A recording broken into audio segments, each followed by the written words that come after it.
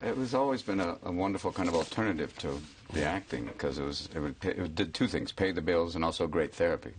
Therapy? Yeah, literally. I mean, to be able to talk about things that was, whether things going on in my life, going on in the world, it was always kind of a great release. Especially like in the early days with Mork on. It was kind of the anti-Mork. I could do something that was slightly darker and funnier and crazier, and people go, oh, so I wouldn't just be stuck going, hi, how are you?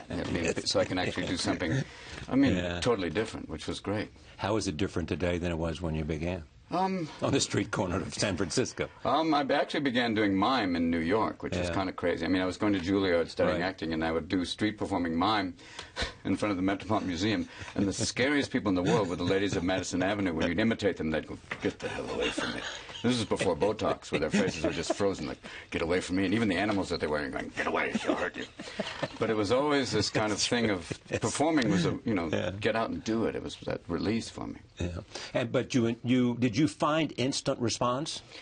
Oh, well, yeah. With comedy, I think because you have to. I mean, there's very little stand-up tragedy.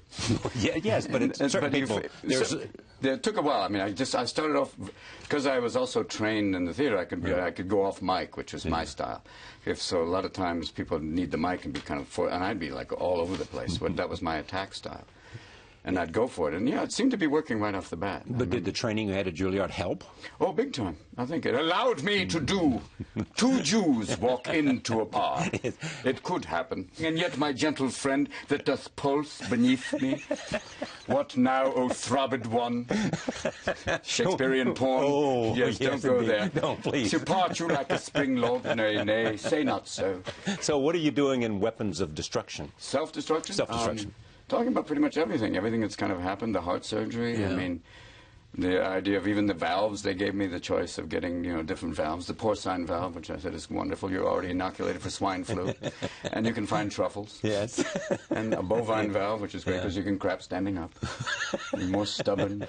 But it is that weird... Play in the dirt. Play in the dirt. How are you doing? College kids tip you over at night. Yeah. And I thought, because after the heart surgery, you find yourself getting very emotional.